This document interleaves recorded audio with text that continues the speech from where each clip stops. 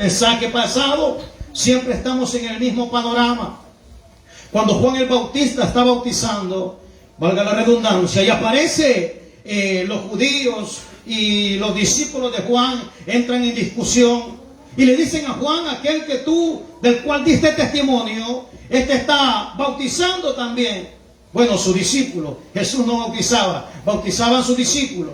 Entonces entran en una discusión que lo vimos el domingo pasado. Esta es la segunda parte. Aquí todavía está hablando Juan el Bautista y dice el que viene de arriba. Entonces el tema número 10 sería este. Pues yo le puse por nombre la supremacía de Cristo. ¿Qué es supremacía, hermano? Aquello que está por sobre todo. Lo mejor de lo mejor. El poder sobre todo. La supremacía, el más alto poder. Después de ahí no hay nada. Entonces la supremacía de Cristo. En este pasaje nos presenta a Cristo como aquel que viene de lo alto, con autoridad y poder sobre todas las cosas. Juan el Bautista enfatiza que creer en Cristo trae vida eterna, y quien lo rechaza lo lleva en una dirección errónea. Este es el resumen de lo que acabamos de leer. La manera en que Juan el Bautista se expresa de Cristo. Juan era una eminencia. Juan era un hombre, según la Biblia, el mismo Cristo lo testifica. Cristo dice que no hay otro en la tierra como Juan. Pero que aún el ángel más pequeño de la tierra es más fuerte que Juan.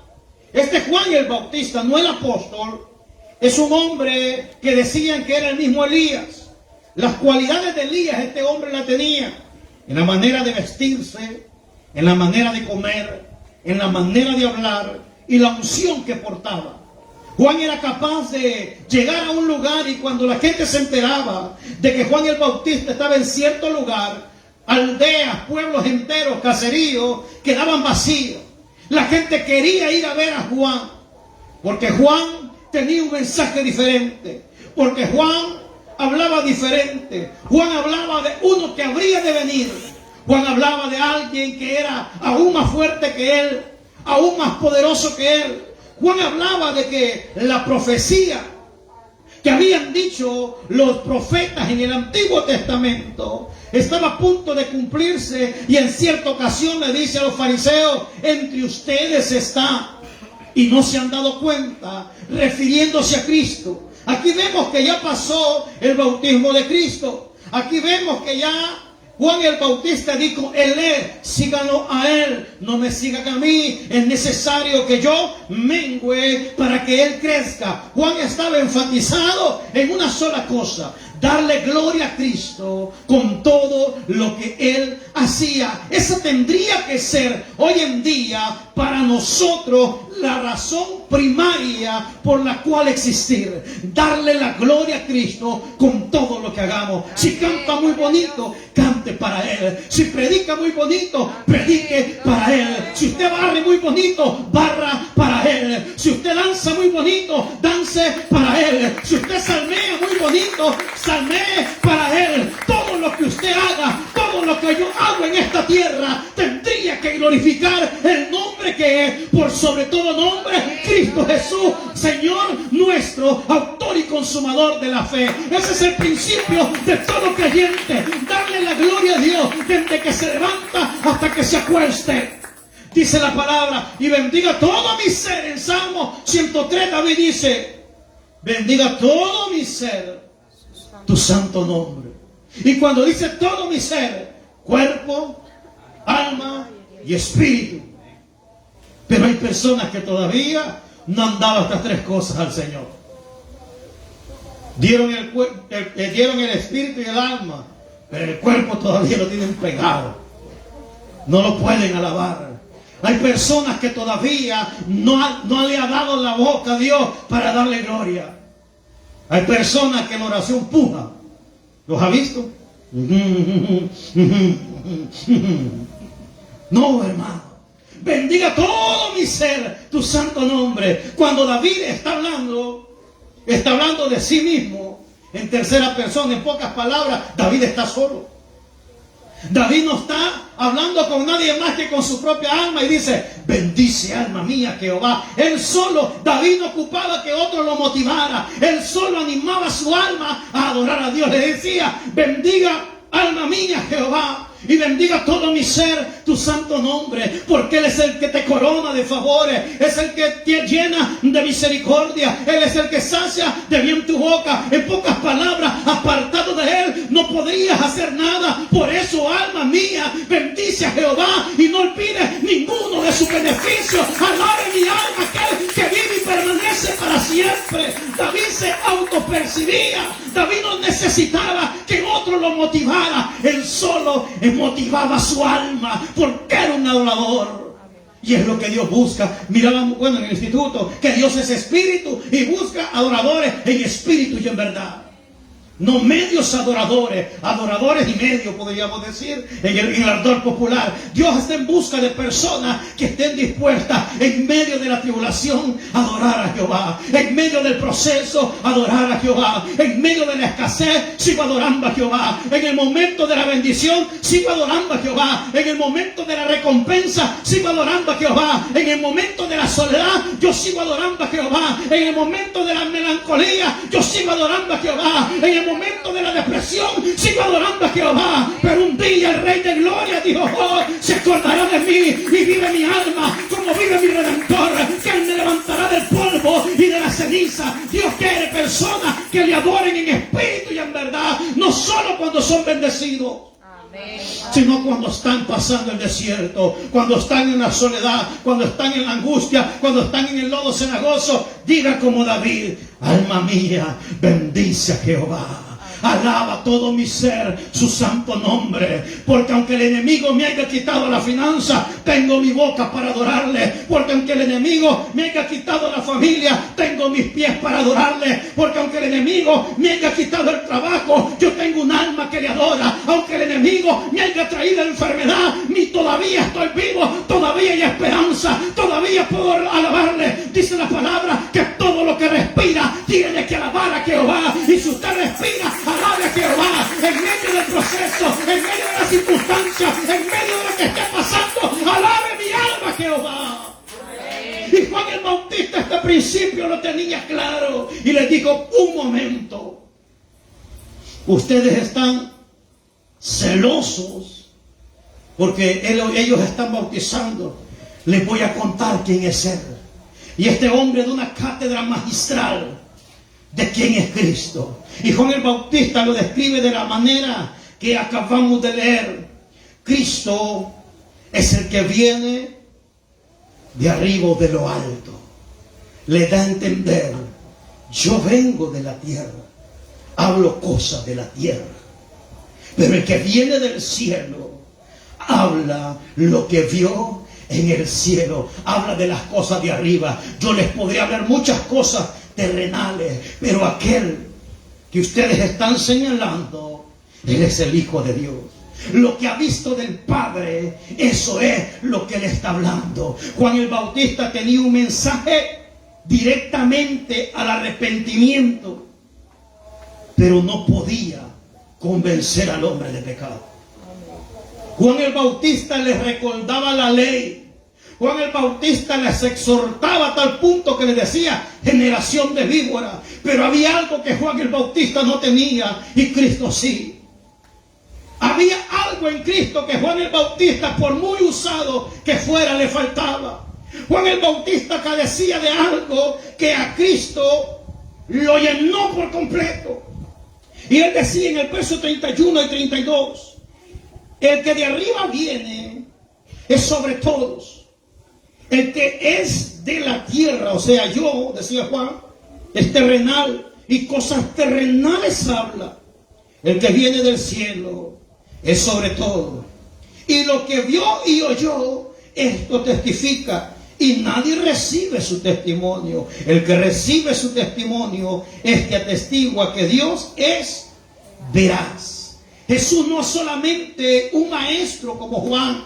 Había muchos maestros en ese entonces. Habían rabinos. Y uno del problema más grande que había con Cristo es que para ser un rabino, la edad mínima que podía tener alguien era 50 años. Y Cristo solo tenía 30. Pero ningún rabino hablaba como él, porque Juan expresaba: lo que somos maestros terrenales, hablamos, decía Juan, lo terrenal. Pero él lo ha visto cosas que yo nunca he visto.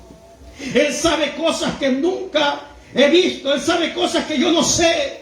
Y más sin embargo, Él es sobre todos. Y Juan dice: toda potestad le ha sido dada. Él tiene poder sobre todo, incluso sobre mí. Juan nunca se preocupó por hablar de sí mismo. Juan siempre exaltó a Cristo. Juan se parecía mucho a David. Juan el Bautista exaltaba a Cristo. Las pocas palabras de él que aparecen en la Biblia solo sale dándole gloria a Cristo. Si hay algo que me encanta de este personaje en la Biblia, que lastimosamente aquí ya vamos casi de salida, solo falta que aparece nuevamente para ser decapitado. Pero las pocas veces que Juan el Bautista aparece en la Biblia, hay un momento crucial. Él todavía no podía hablar. Él todavía no había nacido. Dice la Biblia que su mamá Elizabeth estaba embarazada y era prima de María, la mamá de Jesús. Y María va a visitar a Elizabeth. Y Juan el Bautista, estando en el vientre de su madre Elizabeth, se estremeció y fue lleno del Espíritu Santo. Desde que estaba en el vientre, él podía percibir que el que estaba delante de él no había nacido, pero reconocía que la gloria y el poder y la autoridad estaban sobre Cristo Jesús. Ese fue el éxito más grande de Juan el Bautista, que desde que estaba en el vientre aprendió a darle gloria a Dios. Desde que estaba en el vientre coronó a Dios como su Rey y Redentor y Salvador. Como decían los niños, eso es lo que nosotros tenemos que enseñarle a nuestros niños de chiquitos. Proverbios 22:6: instruye al niño en su camino, y cuando sea viejo no se apartará de él. No cometamos el error de poner a Dios como un monstruo para nuestros hijos. ¿Cómo así, pastor? No hagas eso porque Dios te va a castigar. No hagas eso porque Dios te va a castigar. Si tiras eso, Dios te va a castigar. Si haces eso, Dios te va a castigar. No. Enseñémosle a nuestros hijos, como a Juan el Bautista, a honrar a Dios, a venerar su nombre, a exaltarlo donde quiera que vaya y decirle: hijo, usted es un hijo de Dios. Hijo, usted es alguien diferente. Hijo, usted está siendo criado de una manera diferente. Usted tiene que darle gloria a Dios. El primer lugar en su vida tiene que ser Cristo. Entréguele su vida a Cristo. Viva para Él. Y dice la palabra: y aun cuando sea viejo, no se apartará del buen camino que hemos instruido. Necesitamos, al igual que Juan el Bautista, o sea que si usted pone excusa por su edad, Juan el Bautista no había nacido y le estaba dando la gloria a Cristo. Amén. Así que no, es que está muy chiquito mi niño. No creo que esté más pequeño que Juan el Bautista. Él estaba en el vientre de Elizabeth y supo lo que era honrar a Cristo. Entonces vemos que Cristo no era un maestro terrenal, era divino y es enviado con toda autoridad, por lo cual el hombre terrenal no podía comprender lo que Cristo hablaba. Y uno de ellos es aquel hombre que hablaba por las noches con él, llamado Nicodemo. Y Cristo le dijo: es necesario que nazcas de nuevo. Y él dijo: ¿cómo un hombre viejo como yo regresará al vientre de su madre? No podían entender las palabras de Cristo. Por eso Cristo, cuando hablaba parábola, posteriormente se apartaba con los apóstoles o discípulos y le decía: esto quiere decir esto, esto, esto y esto, porque no lo entendía. ¿Sabe por qué? Ya lo va a ver más adelante. Entonces vemos aquí que Cristo, viene de lo alto, viene con toda autoridad, con toda sabiduría. Ahora la pregunta es: ¿de dónde viene la autoridad de Cristo? ¿De dónde vino tanta sabiduría? ¿De dónde venía tanta unción? ¿De dónde venía tanto poder para nuestro Señor? ¿De dónde pudo haber provenido, hermano? En el punto 2, ¿de dónde proviene la autoridad de Cristo?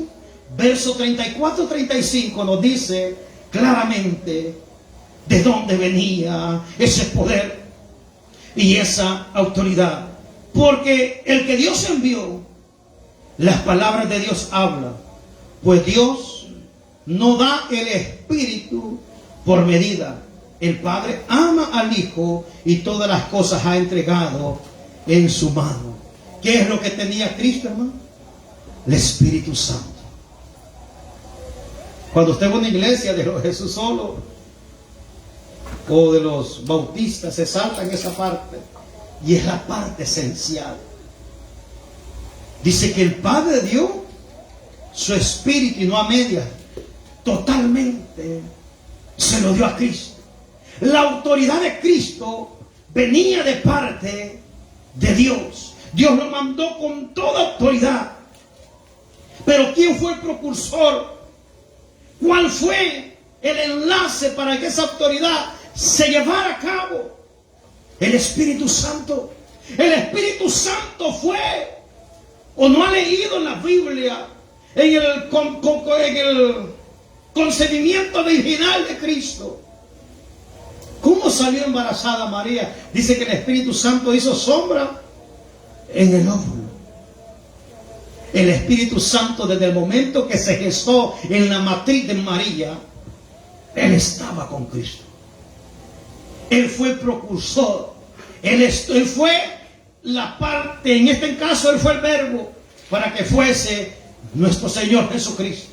Él fue el que gestionó el milagro para que María quedara embarazada del Espíritu Santo.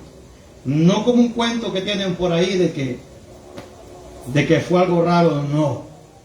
En el nacimiento de Cristo, el único que intervino fue el Espíritu Santo por autoridad del Padre. Por eso Él es 100% santo, 3 veces santo. No fue concebido por voluntad de hombre, dice la Biblia, sino por el Espíritu Santo de Dios. Entonces vemos de dónde venía, qué era lo que promovía esto en Cristo. Era el Espíritu Santo, era el agente cambiador. Esa era la diferencia entre Juan el Bautista y Cristo. Esa era la diferencia entre todos los profetas y Cristo, que Él era santo por medio del Espíritu Santo. Que a Él, su mentor, no era un maestro como los rabinos de ese entonces. No, el Espíritu Santo le había mostrado todas las cosas, la autoridad dada por Dios y reafirmada por medio del Espíritu Santo. Y aquí resalta la conexión de la Trinidad, lo que muchos niegan. Aquí lo acabamos de ver, la Trinidad. Volvámoslo a leer. Dice, porque el que Dios envió, está hablando de Dios Padre, las palabras de Dios hablan. Pues Dios no da el Espíritu por medida, está el Espíritu. Dice luego, el Padre ama al Hijo. Ahí están los tres, Padre, Hijo y Espíritu Santo de Dios. Ahí está la Trinidad. Y cuando miramos que es concebido, está el Espíritu Santo. Y cuando es bautizado Cristo, vuelve a aparecer este personaje. ¿Y qué pasó cuando Cristo fue bautizado en las aguas? Dice que el Espíritu Santo descendió sobre él. Ahora vemos por qué Cristo hizo todo lo que hizo. Y dice más adelante que después de ser bautizado fue guiado por el Espíritu y lo llevó a unos hermosos banquetes a comer. No, dice que fue guiado por el Espíritu y lo llevó a un trono donde lo coronaron. No, dice que fue guiado por el Espíritu al desierto. Hay gente que dice, yo quiero ser lleno del Espíritu. Muchas veces el Espíritu Santo nos va a meter en el desierto. Muchas veces el Espíritu Santo nos va a llevar al borde de nuestra fuerza. Yo siempre he dicho una frase que nadie sabe lo fuerte que es hasta que ser fuerte es la única alternativa que le queda. Hay muchas veces que nosotros creemos no ser capaces de muchas cosas. ¿Sabe por qué? Porque no hemos entendido que el Espíritu Santo que fue derramado sobre Cristo Jesús fue el mismo que lo levantó de entre los muertos, según la Biblia. Fue el mismo que le dio el ministerio, según Isaías 61, el Espíritu de Dios está sobre mí. Y comienza a declarar el ministerio de Cristo por medio del Espíritu. También dice la Biblia en Romanos que quien levanta a Cristo de entre los muertos, ¿quién es?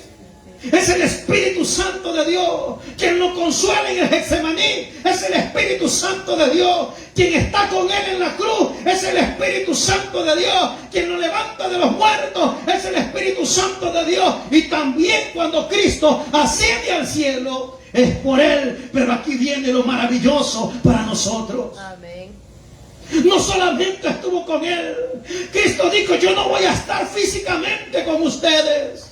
Porque Él, cuando miró al pueblo, sintió compasión. Dice la Biblia que Él miró que eran como ovejas sin pastor y le dolió en el corazón ver al pueblo de esa manera. Entonces, cuando Él ascendió al cielo, dijo: hijitos amados, yo no los voy a dejar solo, le dejaré al Consolador. El que estuvo conmigo estará con ustedes. El que me dio fuerza a mí los va a fortalecer a ustedes. El que me levantó de los muertos estará con ustedes. El que me enseñó todo a mí, les enseñará todas las cosas. Y Cristo dice: me voy, pero no los dejo huérfanos. Hay orfandad. La gente cree que ser huérfano solo es cuando papá y mamá nos dejó. No. Hay orfandad familiar, hay orfandad social. Hay gente que está en medio de todos, pero nadie está con Él. Huérfano no solamente de padre. Y Cristo dijo: me voy, pero no quedan huérfanos, no quedan solos. Dejaré al Consolador. Donde no puede llegar el hombre, ahí llega el Espíritu Santo. Las heridas que no puede sanar con psicólogos ni buscando doctores, peor se andan buscando brujos. Ahí no. Lo que no puedes entender, lo que no comprende, lo que duele en el corazón y no sabes cómo sanar, hay un Consolador según la Biblia, y ese es el Espíritu Santo de Dios. Y ese sí te conoce. Él sabe lo que estás pasando. Él te comprende, te conoce mejor que nadie. Por eso venid, hijitos míos, venid, acercaos confiadamente al trono de la gracia, y ahí encontrarás. ¿Qué encontraremos en el trono de la gracia? Misericordia y socorro. El Espíritu Santo te conoce mejor que nadie. Él sabe lo que eres capaz de hacer y lo que no eres capaz de hacer. Y aunque se levante quien se levante, aunque el enemigo quiera destruirte como a Job, si estás en el redil, si estás en el propósito, si estás en el camino del Señor, si estás lleno del Espíritu Santo, dice la palabra que somos en la cruz, fuimos sellados por el Espíritu Santo. Y usted sabe que un sello representa algo. Si yo me voy para El Salvador y llevo el pasaporte sin sellar, no me dejan pasar.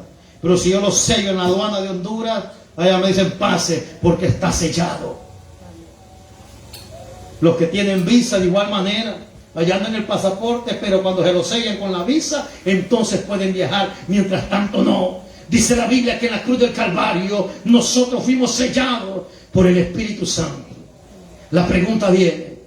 Dice la palabra del Señor que Job, Dios tenía rodeado todos sus bienes, y el enemigo ya había intentado meter mano y no pudo.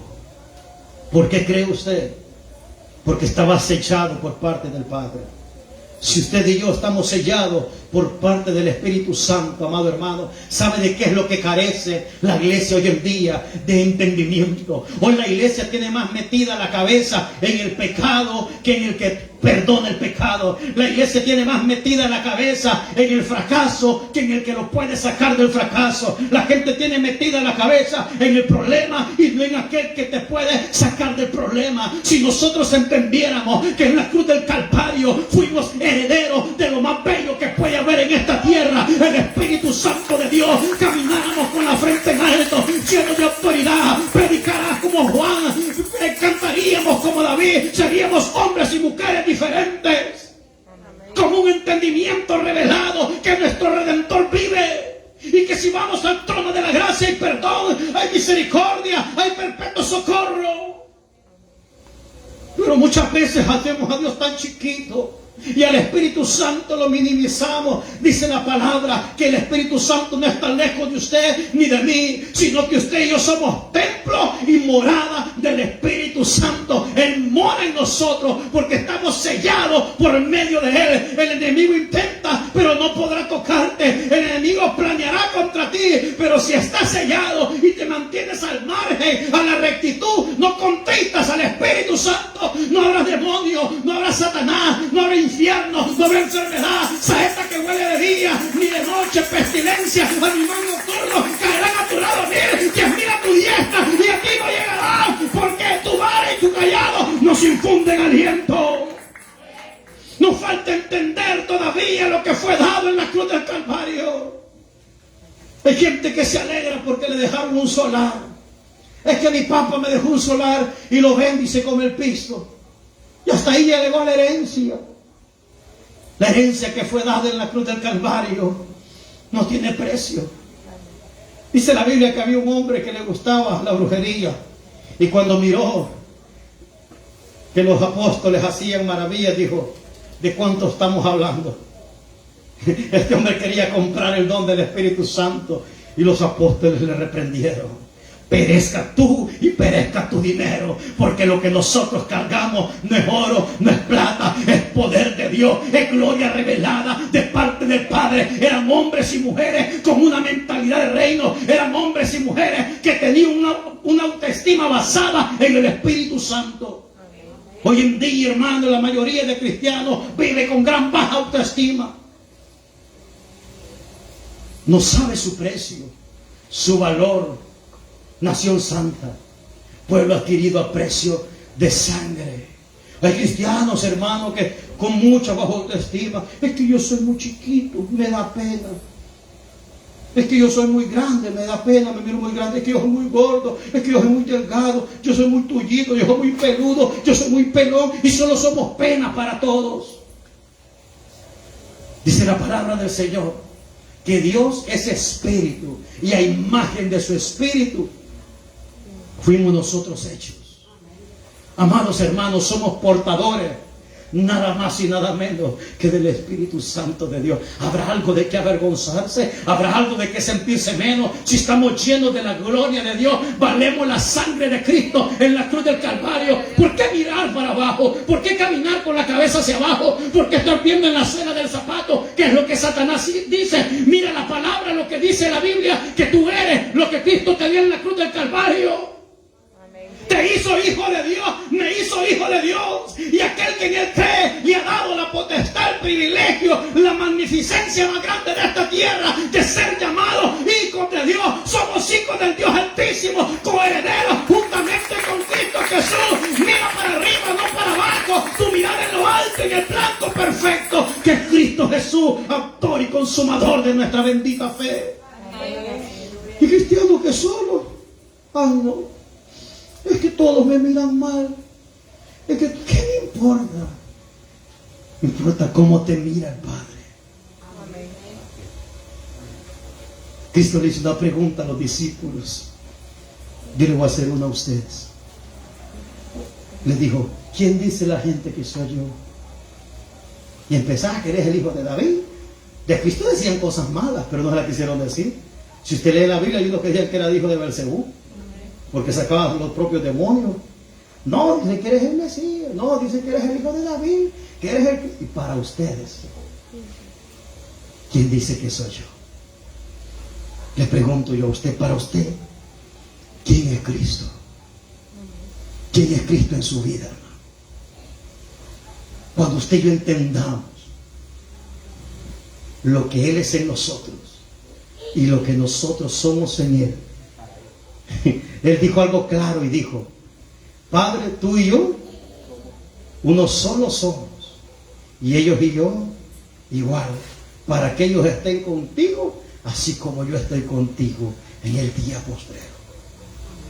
Amados hermanos, para que Dios, esto es lo que yo no puedo entender muchas veces, cómo pueden haber cristianos con baja autoestima, para que Dios haya determinado que Cristo descienda a la tierra, tome forma de hombre, viva entre nosotros y nos revele la gloria del Padre. Vaya al madero en el Gólgota Calvario a morir por nosotros. No solamente eso, resucitar al tercer día, dejarnos en la mejor herencia, el Espíritu Santo, luego ascender al cielo y decir: voy a preparar morada para ustedes. ¡Ah, qué privilegio más hermoso! ¿Cómo yo voy a vivir, hermano? Ay, no, que nadie me quiere. Ay, no, que yo... ¿Cómo puedo, hermano? Cuando Él me amó antes que nadie. Cuando Él me perdona a pesar de mis errores, a pesar de mi pecado. Si yo me acerco al trono de la gracia, yo perdono y hallo misericordia. Es que mire que mi hermana me dijo que yo era muy fea. ¿Qué importa? Es que mire, pastor, que me dijo desde chiquito. ¿Qué importa? ¿Quiénes somos en las manos de Él? Amados hermanos, en Él estamos seguros, decía David, en la cubierta de sus alas. ¿Quién podrá tocarnos? ¿Quién podrá acecharnos? Aquí no hay pasado que valga. El que esté en mí, dice la palabra, aunque muera, vivirá. Aunque la muerte llegara un día a nosotros, si somos sellados por el Espíritu Santo, así como Cristo resucitó de entre los muertos, resucitaremos. Y lo más hermoso, dice la Biblia, los muertos en Cristo resucitarán primero y seremos transfigurados y vueltos al cielo. Amados hermanos, si aquel que vino de lo alto vino con la misión de rescatarnos a nosotros, lo único que nosotros tenemos que hacer es dejarnos rescatar. Oiga bien, qué irónico. Lo único que tenemos que es dejarnos. Ok, tú viniste a salvarme, aquí estoy. Sálvame. Como Pedro, sálvame que perezco. Lo único que tenemos que hacer es dejarnos rescatar. No pagar rescatista porque ya fue pagado el precio. Déjese rescatar. Pero hay gente que está, hermano, con el agua hasta el cuello y no se deja rescatar. Está pataleando él solo y no puede nadar. O está aferrado a un pequeño palo, un pequeño neumático. Y Cristo estará al par. Ve, yo te quiero sacar de ahí. Yo te quiero salvar. Yo quiero darte como a la mujer samaritana una agua con la cual nunca más tendrás sed. Si bebes de esta agua, no solamente saciarás tu sed, sino tu alma, y vivirás eternamente. Eso es lo que sigue diciendo acá. Eso es lo que sigue hablando el apóstol Juan. Dice en el 36, el que cree en el Hijo tiene vida eterna, pero el que rehúsa creer en el Hijo no verá la vida, sino que la ira de Dios está sobre él. A eso vino Cristo, a dar su vida por nosotros. Mire qué maravilloso, hermano. Tal vez nosotros muchas veces cuestionamos tantas circunstancias. Mire, hermano, le pudo haber pasado lo que le haya pasado en la vida, pero a pesar de eso, de tal manera amó Dios al mundo que ha dado a su único Hijo para que todo aquel que en Él cree. Usted pudo haber hecho lo que haya hecho, pero si usted confiesa a Cristo como su Señor y Salvador, usted tendrá vida eterna. Su alma vivirá, su espíritu vivificará. ¿Qué tenemos que hacer?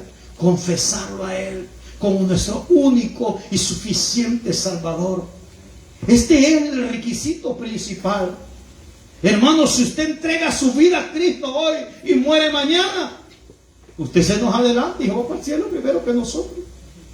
Yo llevo 12 años predicando y usted se va primero que mí, porque los postreros eran primero y los primeros postreros. Es que, pastor, usted no sabe quién era yo. Mire lo que dice aquí: el que cree en el Hijo tiene vida eterna.